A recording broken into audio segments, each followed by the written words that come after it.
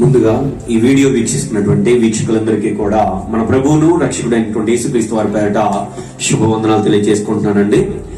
చాలా మంచి పిల్లరా, మరొకసారి తండ్రి కృపను బట్టి మీ అందరినీ కూడా కలుసుకోవడం చాలా సంతోషంగా ఉంది. మరి ఇప్పటి వరకు కూడా ఎన్నో వర్తమానములను మీ ముందు ఉంచడానికి నేను ప్రయత్నించాను. ఈ రోజు కూడా మీ ముందుకు ఒక అంశాన్ని తీసుకురావడానికి నేను ప్రయత్నిస్తున్నాను. యొక్క బైబిల్ ని ఎలా అర్థం చేసుకోవాలి అన్న విషయాల్లో ఇప్పటి వరకు మీతోటి 4 పాటలు మాట్లాడడం జరిగింది. ఆ యొక్క విషయాలలో మనం బైబిల్ ని ఎలా అర్థం చేసుకోవాలి, ఏ యొక్క విషయాలు మన మైండ్ లో పెట్టుకోవాలి అన్న విషయాల్ని మీతోటి క్లుప్తంగా నేను మాట్లాడాను. ఈ రోజు చివరిగా మరొక పాయింట్ అనేది మీ అందరి ముందు ఉంచడానికి నేను ప్రయత్నిస్తున్నానండి. గత 3 పాయింట్లు ఒక్కసారి గుర్తు చేసుకొని 4వ పాయింట్ దగ్గరికి మనం వెళ్ళడానికి ప్రయత్నిద్దాం. సో మొదటిది మనం ఆలోచిస్తే కాలాన్ని బట్టి మనం బైబిల్ ని చదవాలి. ఎందుకంటే ధర్మశాస్త్రపు ముందటి కాలం, ధర్మశాస్త్రపు కాలం, ధర్మశాస్త్రం కొట్టివేయబడిన తర్వాత కాలం అన్నవి ఖచ్చితంగా మన మైండ్ లో ఉండాలి బైబిల్ చదివేటప్పుడు. ఇక రెండో విషయం ఏంటంటే ఒక విషయాన్ని పట్టుకొని అక్కడి వరకే ఆగిపోకూడదు. బైబిల్లో కొంత ఇచ్చట కొంత అచ్చట దేవుని యొక్క వాక్యం మనకు వస్తుంది కనుక అది మనం మహిమ నిమిత్తం దేవుడు ఆ రీతిగా రాయించాడు కనుక పరిశీలించే వారముగా మనం ఉండాలి. ఇక మూడో విషయానికి వస్తే ఎవరితోటి మాట్లాడుతున్నారు అన్నది కూడా ఖచ్చితంగా మనం దృష్టిలో పెట్టుకోవాలి. అది ఆ యొక్క ఆలోచన అనేది కరెక్ట్ గా మనలో లేకపోతే ఆ చెప్తున్నటువంటి మాట మనం తప్పుగా తీసుకొని బైబిల్ ని తప్పుగా అర్థం చేసుకోవడానికి ఎక్కువ అవకాశాలు ఉంటాయి పిల్లరా. ఈ యొక్క విషయాల్ని మీరందరూ కూడా మైండ్ లో ఉంచుకున్నారని చెప్పేసి నేను అనుకుంటున్నాను. ఈ రోజు నేను చెప్పబోతున్నటువంటి చివరి పాయింట్, ఈ పాయింట్ చాలా చాలా ఇంపార్టెంట్. ఎందుకంటే ఈ యొక్క పాయింట్ ఏదైతే నేను ఈరోజు చెప్తున్నానో ఈ యొక్క విషయం అనేది బైబిల్ మొత్తం కూడా ఈ యొక్క విషయాన్ని ఆధారం చేసుకుని ముందుకు వెళ్తూ ఉంటది. మీకు ఈరోజు చెప్పిన తర్వాత మీకు ఆ విషయం అనేది అర్థమవుతుంది. ఆ యొక్క పాయింట్ లోకి మనం వెళ్ళబోయే ముందుగా చిన్న ప్రార్థన చేసుకొని మనం అంశంలోనికి వెళ్దాం. ప్రార్థన చేసుకుందాం పిల్లరా. తలలో ఉంచినట్లయితే ప్రార్థన చేసుకుందామండి. ప్రార్థన. పరిశుద్ధుడా, ప్రేమ కలిగిన మా తండ్రి నీ ఘనమైన శ్రేష్టమైన నామానికి వేలాది వందనాలు, స్తోత్రాలు నాయన. తండ్రి ఈ గడిచిన కాలం అంతే నాయన నీ కృపలో కాచి నీ రెక్కల నీళ్ళలో భద్రపరుచుకున్నాయన మమ్మల్ని ఈ రీతిగా నాయన మరలా సజీవ లెక్కలో ఉంచినందుకు నాయన మీకు ఎంతగానో తండ్రి కృతజ్ఞతలు తెలియజేసుకుంటున్నాను నాయన. తండ్రి నాయన నీ పిల్లలతోటి ఈ రోజు మీ యొక్క నాయన బైబిల్ గ్రంథాన్ని నాయన ఏ రీతిగా అర్థం చేసుకోవాలన్న విషయాలను తండ్రి నాకు తెలియజేసినటువంటి జ్ఞానాన్ని బట్టి తండ్రి నీ పిల్లల దగ్గరికి తీసుకుని వెళ్తూ ఉండగా నాయన వింటున్నటువంటి ప్రతి బిడ్డ కూడా నాయన దాన్ని చక్కగా అర్థం చేసుకుని నీ పరంగా జీవించుటకు నాయన సహాయం దయచేయమని మిమ్మల్ని వేడుకుంటున్నాను. అలాగే చెప్పబోతూ ఉండగా చెప్పిన జ్ఞానాన్ని ఆత్మ నడిపించుకుంటానని నాకు అందచేసి ముందుకు నడిపించుకుంటారని కోరుకుంటూ ఏవైనా తండ్రి అపవాది ఆటంకాలు పంచుకున్నట్లయితే వాటిని లయపరిచి తండ్రి నీ యొక్క వాక్యాన్ని ముందుకు తీసుకెళ్లే భాగ్యం దయచేస్తారని కోరుకుంటూ మీ ప్రియకుమారుడు మా ప్రభు నేను యేసుక్రీస్తు నామమున ప్రార్థనను వినయంగా వేడుకుంటున్నాం తండ్రి. ఆమేన్. చాలా మంచి పిల్లరా, మంది ఆ యొక్క అంశాన్ని మీ ముందు ఉంచడానికి దేవుడు ఇచ్చినటువంటి కృపను బట్టి మరొకసారి తండ్రి కృతజ్ఞతలు తెలియజేసుకుంటున్నాను. ఈ రోజు ఈ యొక్క పాయింట్ ఏంటంటేనండి మన మైండ్ లో మనం గుర్తుంచుకోవాల్సినటువంటి విషయం ఏంటంటే వాక్యం యొక్క భావం అనేది మనకు తెలియాలండి. వాక్యం యొక్క భావం మనకు అర్థం కావాలి. ఈ యొక్క వాక్యం యొక్క భావం మనకు అర్థం కాలేదు అనుకోండి, అది మనల్ని చాలా తప్పిదాల్లోనికి తీసుకువెళ్తుంది. ఆ యొక్క విషయం ఆ లోతుల్లోనికి మనం వెళ్ళకుంటే దేవుడు ఏదైతే చెప్పాడో ఆ యొక్క భావంలోనికి మనం వెళ్ళలేకపోతున్నట్లయితే ఆ మాట మనకు అస్సలు అర్థం కాదు.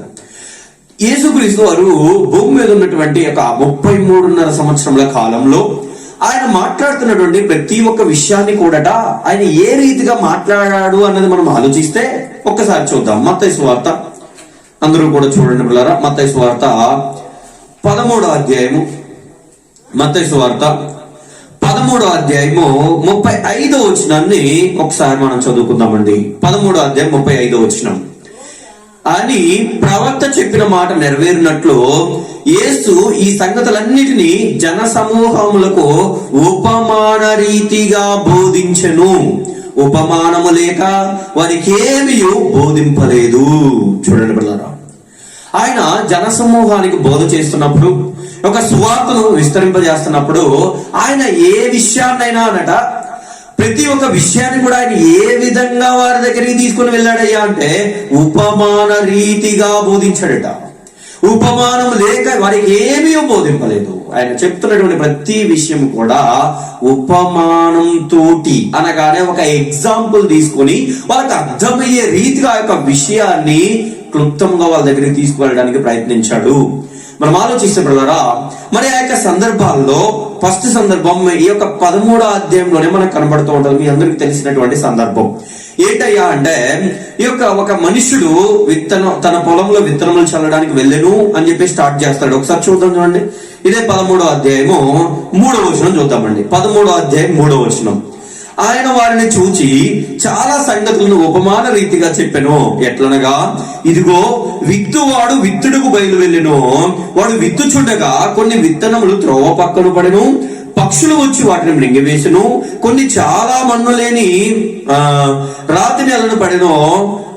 చూడండి, అక్కడ మన్ను లోతుగా ఉండనందున అవి వెంటనే మొలిచెను, గాని సూర్యుడు ఉదయించినప్పుడు అవి మాడిని వేరు లేనందున ఎండిపోయెను. చూడండి, అంటే సందర్భం అంటే కొన్ని నేలను అంటే దారిన పడిపోవడం, కొన్నేమో రాతి నేలను పడడం, కొన్నేమో ముళ్ళ కంచెలలో పడడం, కొన్ని మంచి నేలను పడడం, ఇలా ఒక విత్తనాలని గూర్చినటువంటి ఒక ఉపమానాన్ని వారందరి ముందు కూడా యేసుక్రీస్తు వారు ఉంచుతున్నారు. మరి ఈ యొక్క ఉపమానం యొక్క అర్థం ఏంటయ్యా?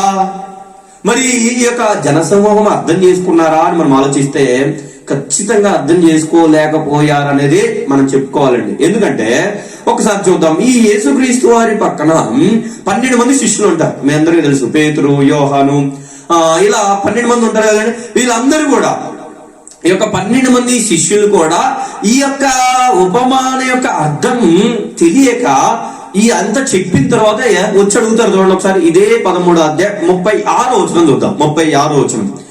అప్పుడు ఆయన జనసమూహములను పంపివేసి ఇంటిలోనికి వెళ్ళగా ఆయన శిష్యులు ఆయన యొద్దకు వచ్చి పొలములోనికి వెళ్ళగా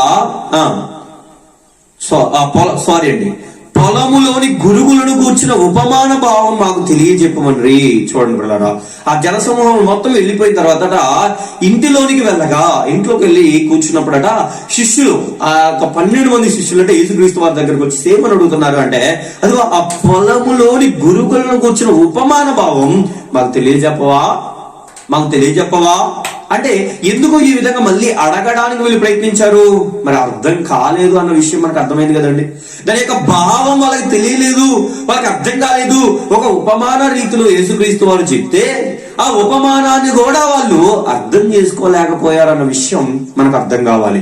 ఇక్కడ అందుకే వెంటనే ఆయన అంటాడు, చూడండి 37. అందుకే ఆయన ఇట్లను, మంచి విత్తనం విత్తువాడు మనిషి కుమారుడు, పొలము లోకము, మంచి విత్తనములు రాజ్య సంబంధులు, గురుగులు దుష్టుని సంబంధులు.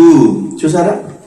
ఇప్పుడు ఆ యొక్క ఏదైతే పొలము గురించి, ఆ విత్తనాల గురించి ఎగ్జాంపుల్ అనేది, ఉపమానం అనేది చెప్పాడో, ఆ ఉపమానం యొక్క భావాన్ని యేసుక్రీస్తు వారు ఎక్స్ప్లెయిన్ చేస్తున్నారు.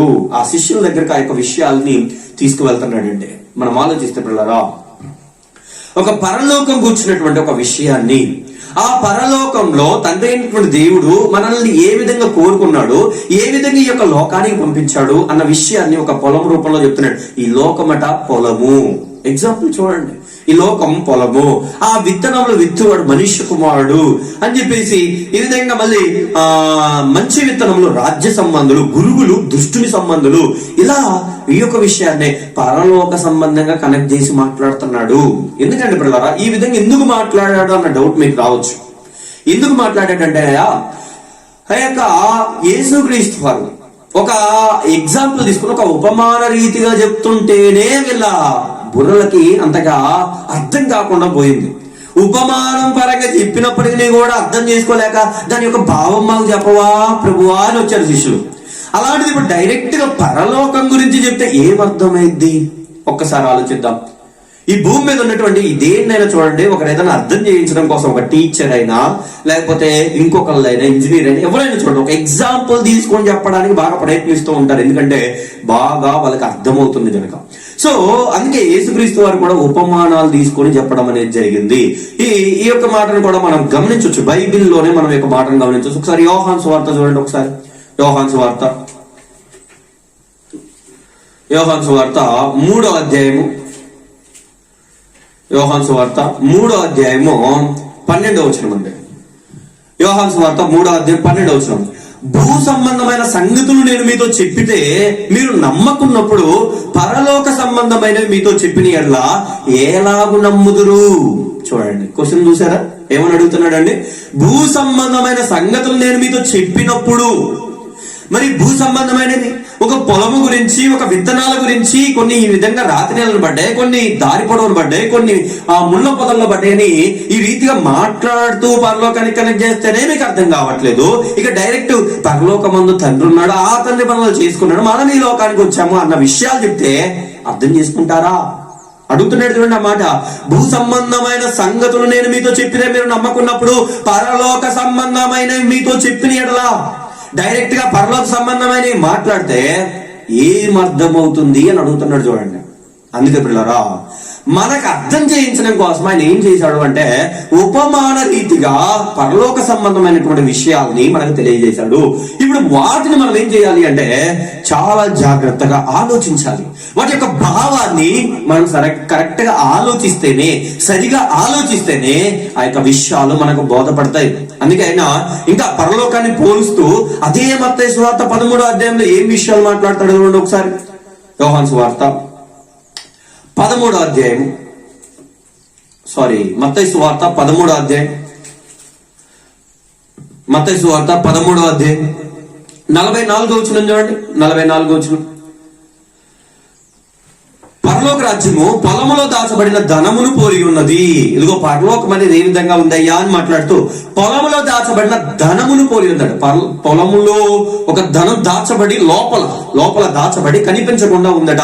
ఒక మనుషుడు దాన్ని కనుగొని ఏం జరిగిందట, ఒక మనుషుడికి అది తెలిసి వచ్చింది. లోపల లోతుల్లో ఇదిగో ఆ యొక్క పొలములో ఏదైతే మరి దాచబడినటువంటి ధనం ఉందో ఆ ధనాన్ని కనుగొన్నాడట. తెలిసి వచ్చింది తనకి. ఎప్పుడైతే తనకి తెలిసిందో వెంటనే చూడండి కనుగొని దాచిపెట్టి అది దొరికిన సంతోషముతో వెళ్ళి తనకు కలిగినదంతయు అమ్మి ఆ పొలముకు నేను ఆ పొలం కొన్నాడట. చూడండి, మనం ఆలోచిస్తే పరలోకాన్ని ఒక గొప్ప ధన నిధిగా పోలుస్తున్నాడు. దాన్ని తెలుసుకున్నటువంటి వారు ఖచ్చితంగా వీటన్నిటిని వదిలేసి దానికోసం పరిగెత్తాలన్న విషయాన్ని కూడా ఇక్కడ మాట్లాడుతున్నాడు. అలాగే 45 చూద్దాం. మరియు పరలోక రాజ్యం మంచి ముత్యములు కొనవెదకుచున్న వర్తకుని పోలి ఉన్నది. వర్తకుడు ఒక వ్యాపారి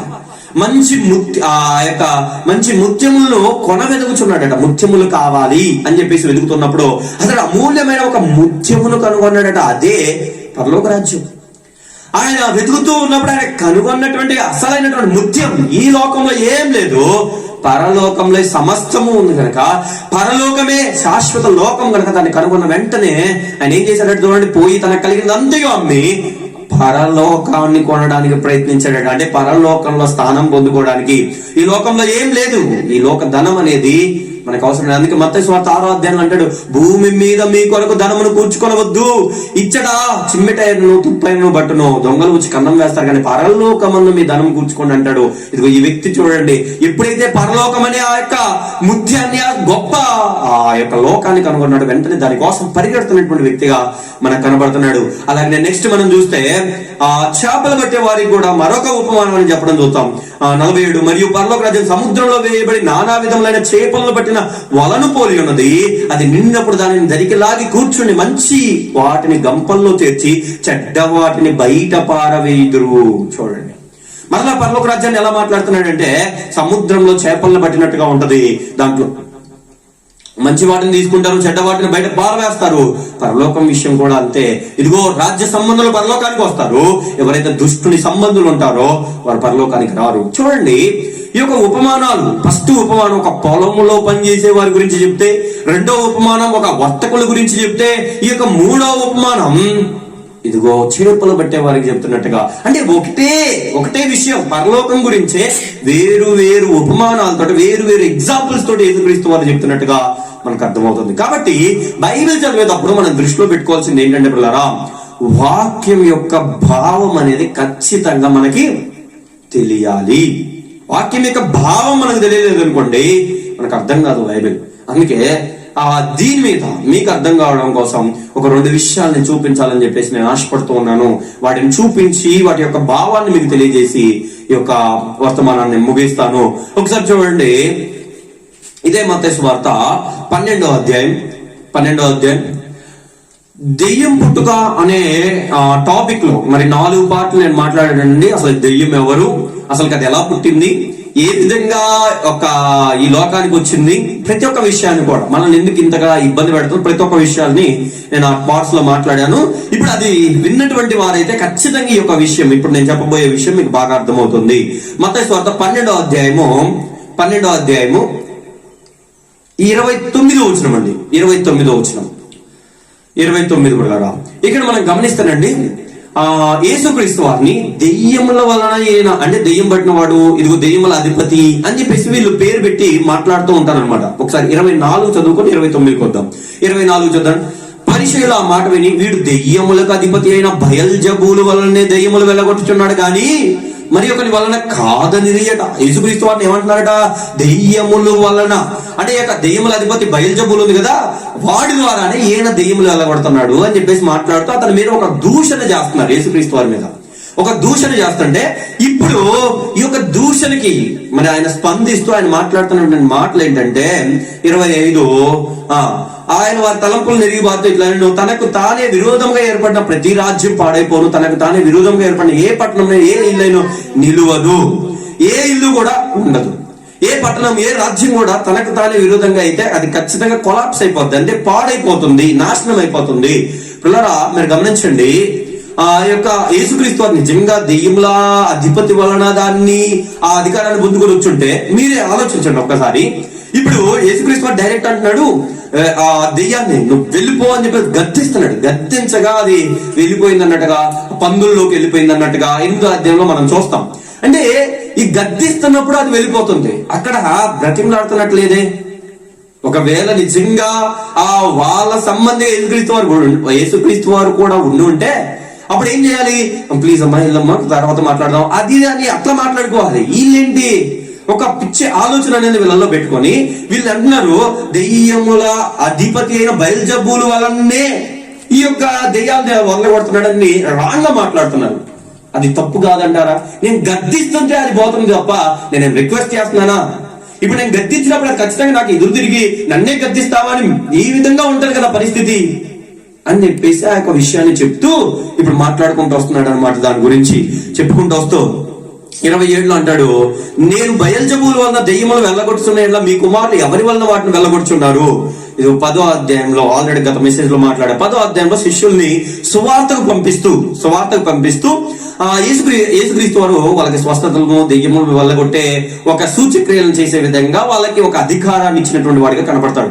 ఇప్పుడు సరే నేనంటే ఆ విధంగా మీరు అనుకున్నారు అనుకో, మరి మీ కుమారులు అనగానే మీ చుట్టూ ఉన్నటువంటి వారే కదా, ఈ పేతురైనా యోహానైనా యోధా అయినా వీళ్ళందరూ మీ చుట్టూ ఉన్న వాళ్ళే కదా, మరి వీళ్ళు ఎలా దెయ్యములు వెళ్ళగొడుతున్నారు అని చెప్పేసి వాళ్ళకి ఒక ప్రశ్న వేసి ఇప్పుడు దెయ్యం గురించి ఒక విషయాన్ని ఇక్కడ మాట్లాడుతా ఆయన అంటున్నాడు.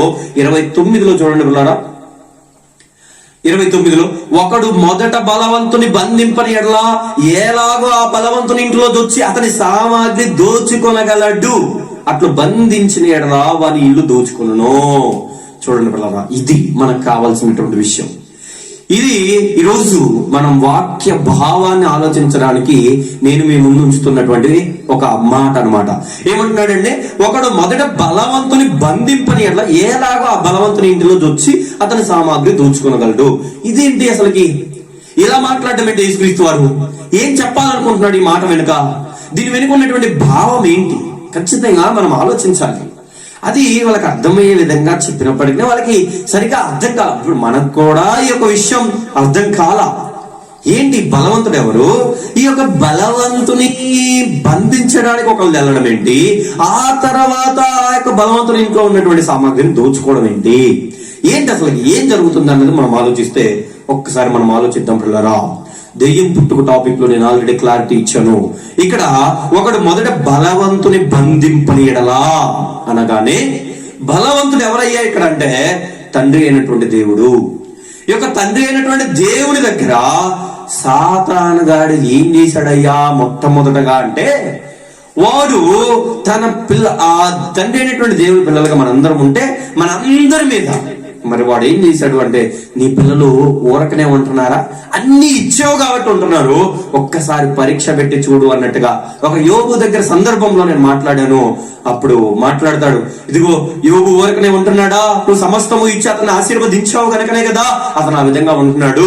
ఇప్పటికిప్పుడు నువ్వు నీ చేయి చాపి దానిని ముత్తిని ఎట్లా తీసేసిన ఎట్లా ఖచ్చితంగా నీ ముఖం మీదనే నీ కుమారుడైన యోబు దూషిస్తాడు అన్నప్పుడు మరి మనం ఒక్కసారి ఆలోచిస్తే, ఆ తండ్రి తన కుమారుడి మీద ఎంతో నమ్మే కదా ఈ లోకానికి పంపించాడు. ఇంత పెద్ద సృష్టినిచ్చి ఖచ్చితంగా నా పిల్లలు నన్ను తెలుసుకుంటారు అనే కదా నమ్మి లోకానికి పంపించాడు. కాబట్టి నా పిల్లలు ఎన్ని చేసినా ఎంత చేసినా ఈ అశాశ్వతమైనటువంటి లోకాన్ని ప్రేమించరు, శాశ్వతమైనటువంటి లోకాన్ని ప్రేమిస్తారు, నన్నే ప్రేమిస్తారు, నా దగ్గరికి రావాలని ఆలోచిస్తారు అని చెప్పేసి ఆ తండ్రి తన కుమారుల మీద ఉన్నటువంటి నమ్మకాన్ని బట్టి మరి ఇదిగో సమస్తమును నీ వశమున ఉన్నది అని చెప్పేసి సాతాను గాడి చేతిలో పెట్టడం అనేది మనం చూసాం. అంటే ఈ యొక్క సాతాను గాడు ఈ లోకానికి రావడానికి ముందుగా వాడు ఏం చేశాడయ్యా అంటే, బలవంతుని దగ్గరికి వెళ్ళాడు. తండ్రి అయినటువంటి దేవుని దగ్గరికి వెళ్ళి, ఇప్పుడు దేవుని దగ్గర ఏం తీసుకున్నాడయ్యా వాడంటే, పర్మిషన్ తీసుకున్నాడు. ఎలా, నీ కుమారులు ఊరకనే ఉంటున్నారా అని పర్మిషన్ తీసుకొని చెప్పేసి, ఈ విధంగా ఒక పర్మిషన్, ఒక సెలవుని వాడు మంజూరు చేయించుకుని, అంటే ఆయన దగ్గర నుంచి ఇంకా సరే సమస్తం నీ విషయంలో ఉన్నది, ఇక వెళ్ళు, నువ్వు ఏదైనా చెయ్యి, ప్రాణహాని మాత్రం చెయ్యొద్దు, నువ్వు ఏదైనా అతనికి ఆశలు చూపించుకో అని చెప్పి సాతాను గాని మన మీదకి తండ్రి అయినటువంటి దేవుడి యొక్క లోకానికి పంపించడం అనేది మనం చూస్తున్నాం. కాబట్టి ఇక్కడ భావం ఏంటయ్యా, ఇక్కడ మాట యొక్క అర్థం ఏంటయ్యా అంటే, ఈ సాతాను గురించి యేసుక్రీస్తు వారు మాట్లాడుతూ, ఒకడు మొదట బలవంతుని బంధింపని ఎట్లా ఎలాగో ఆ బలవంతుని ఇంట్లో వస్తాడు అంటే వస్తాడు అని చెప్పేసి మాట్లాడుతున్నాడు. మరి ఫస్ట్ తండ్రి అయినటువంటి దేవుని దగ్గర ఒక సెలవు తీసుకునే ఈ యొక్క సాతాను గాడి యొక్క లోకానికి రావడం జరిగింది అన్న విషయాన్ని ఇక్కడ క్లారిటీ చెప్తున్నాడు. వాడికి ఏదో అధికారం ఉందని చెప్పేసి మీరు అనుకుంటున్నారేమో, అసలు వాడికి అసలు ఆ అవకాశం ఇచ్చిందే ఆ బలవంతుడు, తండ్రి అయినటువంటి దేవుడు అని చెప్పేసి యేసుక్రీస్తు వారు మాట్లాడుతున్నట్టుగా మనకు అర్థమవుతుంది. కాబట్టి ఈ చదువుతున్నప్పుడు దాని యొక్క వెనుకున్నటువంటి భావాన్ని మనం అర్థం చేసుకోవాలి పిల్లలు. అది ఎప్పుడైతే మనకు అర్థమవుతుందో అప్పుడు మనకు బైబిల్ పట్ల ఒక అవగాహన వచ్చింది. ఏవి యేసుక్రీస్తు వారు మాట్లాడుతున్నారన్న దాని మీద మనకు ఒక అవగాహన వచ్చింది పిల్లరా. ఇంకా మరొక మాట మనం చూస్తే, ఇదే మత్తయి సువార్త 16వ అధ్యాయానికి ఒకసారి రండి. మత్తయి సువార్త 16వ అధ్యాయం 5వ వచనం పిల్లరా, 16:5. ఆయన శిష్యులు అద్దరికి వచ్చి రొట్టెలు తెచ్చుటకు మరచిరి. ఆయన శిష్యులట అద్దరికి వచ్చి అనగానే చూడండి, ఇక వచ్చిన తర్వాత రొట్టెలు తెచ్చడం మర్చిది. ఇక రొట్టెలు తీసుకోవడం మర్చిపోయి వచ్చేసారట శిష్యులు మొత్తం యేసుక్రీస్తు వారి దగ్గరికి. అప్పుడు యేసుక్రీస్తు వారు అన్నాడట 6వ వచనం, అప్పుడు యేసు చూచుకునుడి, పరిసయ్యులు సద్దుకయ్యులు అను వారి పులిసిన పిండిని గూర్చి జాగ్రత్త పడుడని వారితో చెప్పాడు. ఏం చెప్పాడట? చూసుకోండి, పరిసయ్యులు సద్దూకయ్యులను గూర్చిన వాళ్ళ పులిసిన పిండిని గూర్చి జాగ్రత్త పడండి అని చెప్పాడంటండి. జాగ్రత్త పడండి, పులిసిన పిండి పులిసిపోయినటువంటి పిండి అని చెప్పేసి వాళ్ళ గురించి మాట్లాడినప్పుడు మరి వెంటనే మన శిష్యులకి ఏమర్థమైందంటే, అంటే యేసుక్రీస్తు వారి యొక్క శిష్యులకి ఏమర్థమైందా వాళ్ళకి అంటే, ఒక్కసారి చూడండి అక్కడ 7వ వచనం, కాగా వారు మనం రొట్టెలు తేనందున కదా తమలో తాము ఆలోచించుకొనుచుండిరి. చూడండి, మనం రొట్టెలు తేనందున కదా ఈ మాట చెప్పినని తమలో తాము అనుకుంటున్నారట. రొట్టెలు తేలేదు కదా మేము, అందుకే కదా మాకు ఈ మాట అన్నాడు అని చెప్పేసి ఒక రొట్టెల గురించి ఆలోచిస్తున్నారు. అంటే శరీర సంబంధంగా ఆలోచిస్తున్నారు తప్ప అసలు ఆయన మాట్లాడినటువంటి మాట ఆత్మ సంబంధంగా మాట్లాడినటువంటి మాట అన్నది వాళ్ళకు బోధపడలేదండి. వాళ్ళకి అర్థం కాదు, దాని యొక్క భావం అర్థం కాదు. దాని యొక్క భావం ఎప్పుడు వాళ్ళకి అర్థమైందయ్యా అంటే, కిందకు చదువుకుంటూ పోతే మీకు అర్థమైందండి. ఆయన అంటాడు 9వ వచనం చూడండి, 9వ వచనం, మీరు ఇంకా గ్రహింపలేదా? 5 రొట్టెలు 5,000 మందికి పంచిపెట్టినప్పుడు ఎన్ని గంపెలు ఎత్తితురో అది అయినను. ఇదేంటి రొట్టెలు తేలేదని మీరు బాధపడుతున్నారా? ఇప్పటికిప్పుడు మనం దాన్ని చేయగలము అన్నది కూడా మీకు తెలుసు కదా. 5,000 మందికి నేను రొట్టెలు పంచిపెట్టాను కదా. దీని గురించి, ఒక శరీర సంబంధమైన దాని గురించి మీరు ఆలోచిస్తారేంటి అని చెప్పేసి 11వ వచనం, నేను రొట్టెల గురించి మీద చెప్పలేదని మీరు ఎందుకు గ్రహింపరు? పరిసయ్యులు సద్దూకయ్యులను వారి పులిసిన పిండిని గూర్చి జాగ్రత్త పడుడని చెప్పాను. చూడండి, పరిసయ్యులు సద్దూకయ్యులను వారి పులిసిన పిండిని గూర్చి అని చెప్పేసి మళ్ళీ దాని గురించి చెప్పి, దాని గురించి జాగ్రత్త పడండి. నేను చెప్పింది రొట్టెల గురించి కాదు అన్నప్పుడు అప్పుడు వాళ్ళకు బోధపడింది.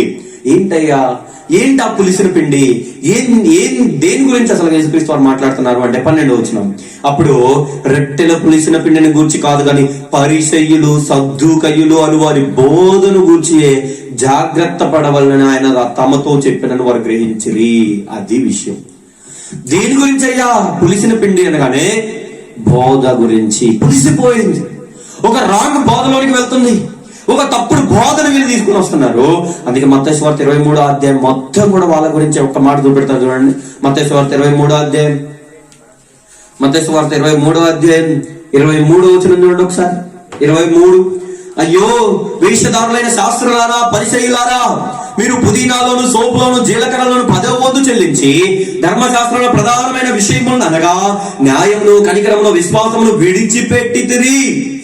చూడండి, పరిసయ్యులు సద్దూకయ్యులు శాస్త్రులు ఏం చేస్తున్నారయ్యా అంటే, వీరి బోధ ఎలా ఉందయ్యా అంటే శరీర సంబంధమైన విషయాలకే ఎక్కువ మొగ్గు చూపుతున్నారు తప్ప ఆత్మ సంబంధమైనటువంటి విషయాలకి, దేవుడు నిజంగా ఏం కోరుకున్నాడన్న విషయాలకు మాత్రం వారి చోటు ఇవ్వట్లా. అందుకే వారి పులిసిన పిండిని గూర్చి, వారి యొక్క బోధను గురించి, వారు చెప్తున్నటువంటి శరీర సంబంధమైనటువంటి బోధల గురించి మీరు జాగ్రత్త పడండి. చూడండి పిల్లరా, మనం ఆలోచిస్తే ప్రస్తుత సమాజంలో కూడా ఎన్నో బోధలు, ఎంత తప్పుల్లోకి వెళ్ళిపోతుంది సమాజం. ఏ మాటలు ఏ విధంగా అర్థం చేసుకొని ఏం బోధిస్తున్నారో ఇప్పుడు అర్థం కావట్లేదు నిజంగా సమాజానికి. ప్రతి ఒక్క విషయాన్ని ఒక తప్పుడుగా బోధ చేయడానికి ఎక్కువ మంది ప్రయత్నిస్తున్నారు. ఈ యొక్క బైబిల్లో కూడా మనం ఆలోచిస్తే తిమోతికి గారికి పౌలు యొక్క అపోస్తులుడైనటువంటి పౌలు గారు మరి ఒక పత్రిక రాస్తా ఆయనతో చెప్తున్నటువంటి మాట నిజంగా మనల్ని ఆశ్చర్యచకితులను చేస్తుందండి. ఆ మాట మనం వింటే నిజంగా ఇలాంటి వాళ్ళు ఉన్నారా అంటే ఖచ్చితంగా ఉన్నారు. ఇప్పుడు బోధన మొత్తం కూడా తప్పుడు దోవలో తీసుకెళ్తున్నటువంటి వారు, ఒక రాంగ్ గా తీసుకెళ్తున్నటువంటి వారు ఎంతో మంది ఉన్నారు. నిజంగా ఈ బైబిల్ ఎలా అర్థం చేసుకోవాలి అన్న తెలియకపోవడం వల్ల ఎంత అసలుకి సమాజంలో బైబిల్ పట్ల అపార్థాలు ఎంతగా పెరిగిపోయాయి అన్నది మనం ఖచ్చితంగా గమనించవచ్చు. ఒకసారి ఆ మాట చూద్దాం. చూడండి, 2 తిమోతికి రాసినటువంటి పత్రిక ఒకసారి చూడండి పిల్లరా. 2 తిమోతికి రాసినటువంటి పత్రిక 4వ అధ్యాయం, 2 తిమోతికి రాసినటువంటి పత్రిక 4వ అధ్యాయం 3వ వచనం ఒక్కసారి చూద్దామండి. 4వ అధ్యాయం 3వ వచనం, ఎందుకనగా జనులు హితబోధను సహింపక దురద చెవులు గలవారై తమ స్వకీయ దురాశలకు అనుకూలమైన బోధకులను తమ కొరకు పోగు చేసుకుని. చూడండి, ఎందుకనగా జనులు హితబోధను సహింపక, హితబోధ ఆరోగ్యకరమైన బోధ అని ఉంటుందండి కింద మీరు చూడండి. ఇక 6 అని మూల భాషలో ఆరోగ్యకరమైన బోధ అనగానే సరైనటువంటి బోధ, నిజమైనటువంటి బోధ, సత్యం. ఈ యొక్క సత్యాన్ని వారు సహించట్లేదట. నిజమైన మాటలు అర్థం కావట్లేదు. ఇప్పుడు నేను చెప్తున్నప్పటికీ కూడా ఈ యొక్క మాటలు ఎంతమంది దగ్గరికి వెళ్తున్నాయి అంటే, ఈ సత్యాన్ని ఎంతమంది దగ్గరికి మరి వెళ్ళిపోతుంది, తీసుకువెళ్తున్నారు మనం ఆలోచిస్తే ఎక్కట్లా సరిగా.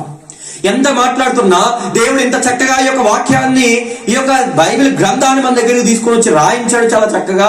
ఎలాంటి విషయాన్ని కూడా ఆయన రాయించకుండా ఉండలేదు. మనకు అవసరమైన ప్రతి విషయాన్ని కూడా రాయించడం చెప్తున్నా సరే ఏదో వినేసి వదిలేసే వారంగా మనం కనిపిస్తున్నాం తప్ప, ఇంకా లేఖనాల్లోనికి వెళ్ళడం అయితేనేమి, మరి కొంతమందికి యొక్క విషయాల్ని షేర్ చేయడం అయితేనేమి, ప్రతి ఒక్కరి యొక్క బైబిల్ పట్ల ఒక అవగాహన తెచ్చుకొని ప్రతి ఒక్కరు దేవుని పరంగా జీవించాలని నిజంగా ఎంతమంది ఆలోచిస్తున్నారు చెప్పండి.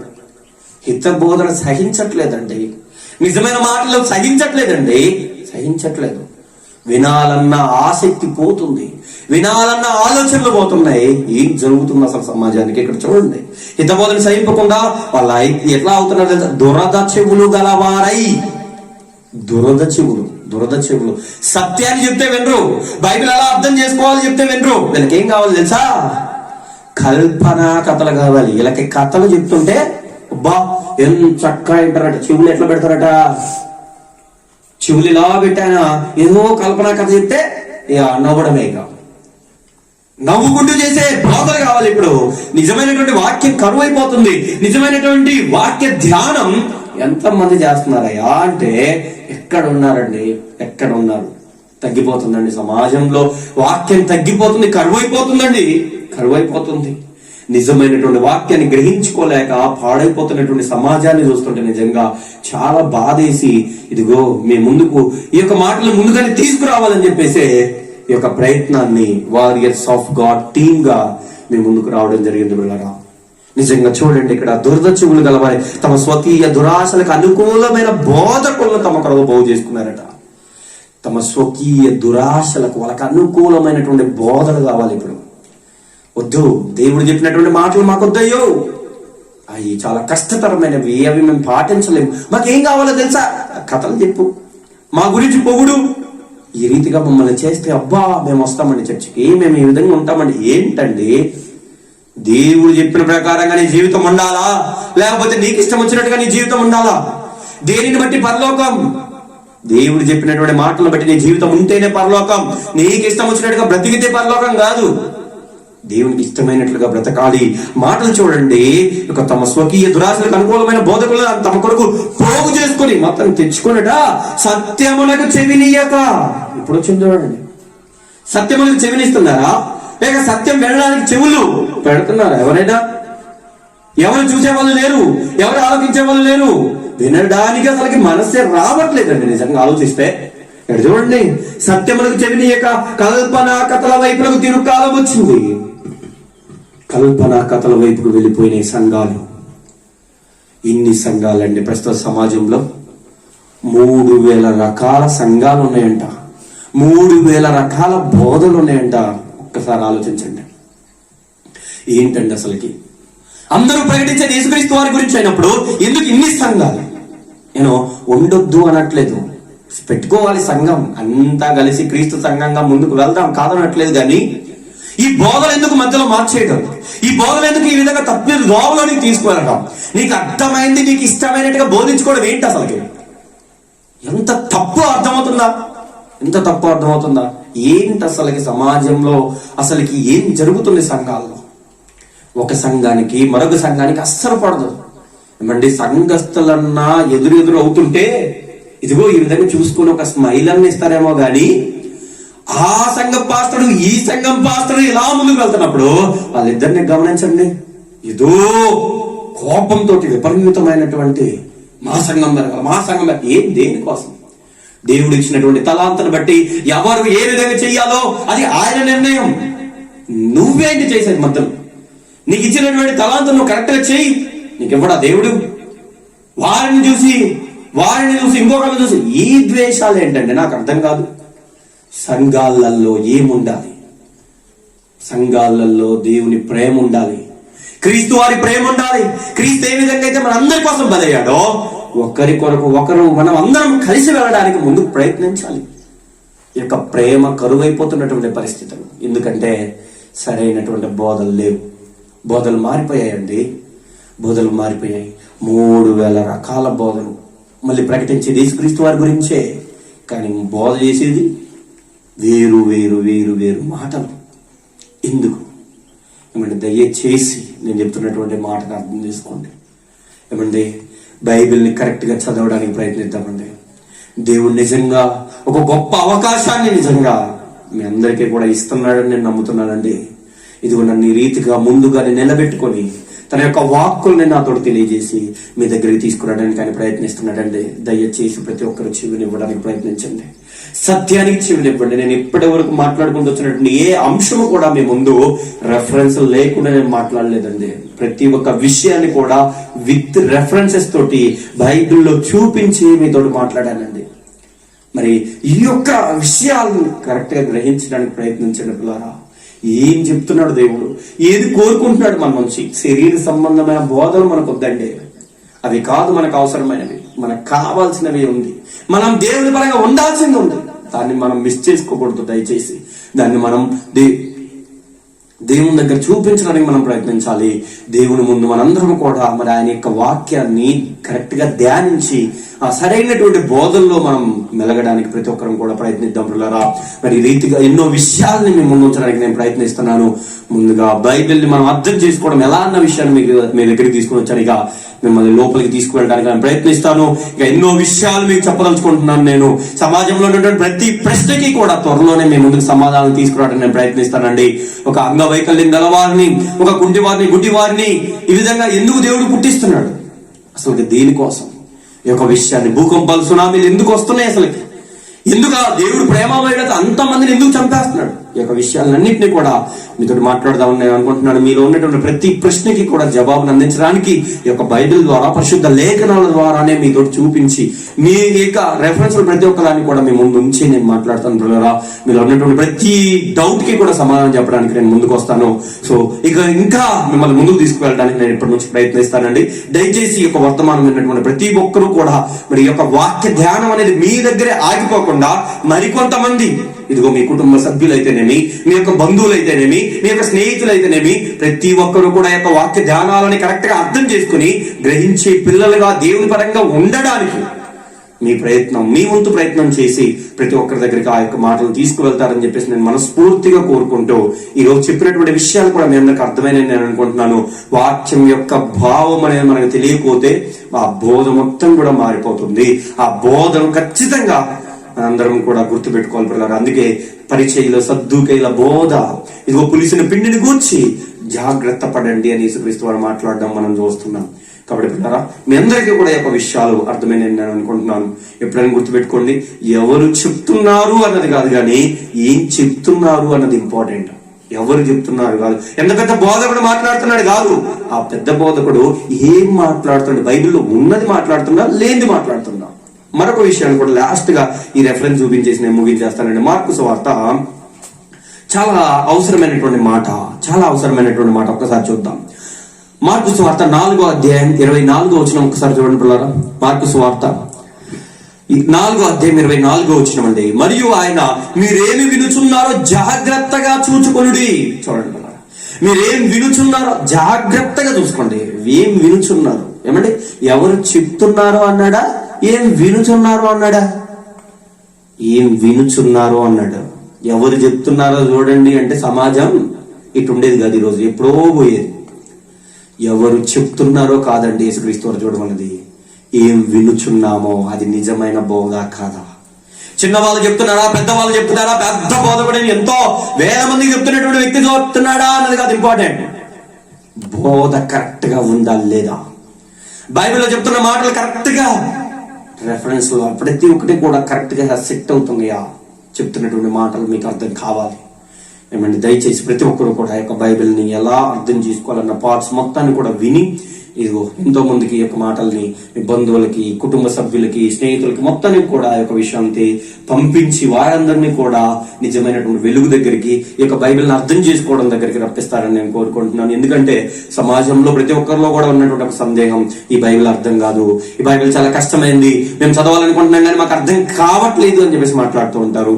కానీ అలా వద్దండి. నేను ఖచ్చితంగా మీ అందరికి కూడా బైబిల్ నేర్పించడానికి ముందుకు వచ్చాను, ఖచ్చితంగా నేర్పిస్తాను. ఏ విధంగా మనం అర్థం చేసుకోవాలో ప్రతి ఒక్క విషయాన్ని మీ దగ్గరికి తీసుకురావడానికి నేను ప్రయత్నిస్తాను.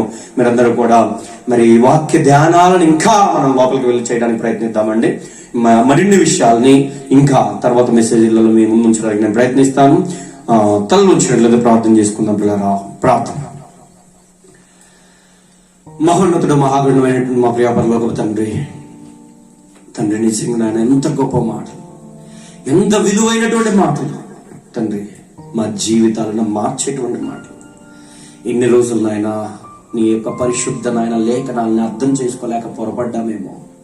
మంచి అవకాశం మా అందరికీ కూడా నాయన మీరు కల్పించి తండ్రి నాయన మీ యొక్క జ్ఞానాన్ని మాకు నేర్పిస్తున్నందుకు మీకు ఎంతగానో తండ్రి నాయన కృతజ్ఞతలు తెలియజేసుకుంటున్నాను తండ్రి.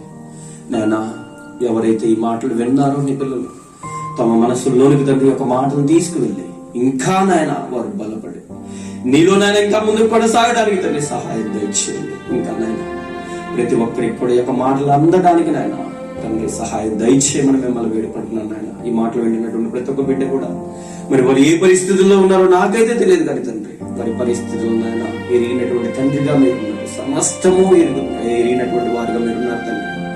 వారికి నాయన మరి మీరు సహాయకంగా ఉండి, వారికి తోడుగా ఉండి వారిని నాయన కాపాడు, ఆ పరిస్థితుల నుండి తప్పించి మీరు నిలవబెట్టుకుంటారని కోరుకుంటూ, అలాగే నేను ఆయన ఇంకా నీ పిల్లలతో మాట్లాడడానికి తండ్రి ఎన్నో విషయాలు ఉన్నాయి కనుక, ఎంతో జ్ఞానం ఉంది కనుక మరి చిత్తం మీద మరొకసారి తండ్రి నీ పిల్లలతో మాట్లాడే భాగ్యాన్ని, అవకాశాన్ని తండ్రి నాకు మీ చిత్తం అయితే కల్పిస్తారని కోరుకుంటూ, మీ ప్రియకుమారుడును మా ప్రభువైన యేసుక్రీస్తు అతి పరిశుద్ధమైన నామమున ప్రార్థనలో వినయంగా వేడుకుంటున్నాం తండ్రి. ఆమేన్. అందరికీ వందనాలు పిల్లరా.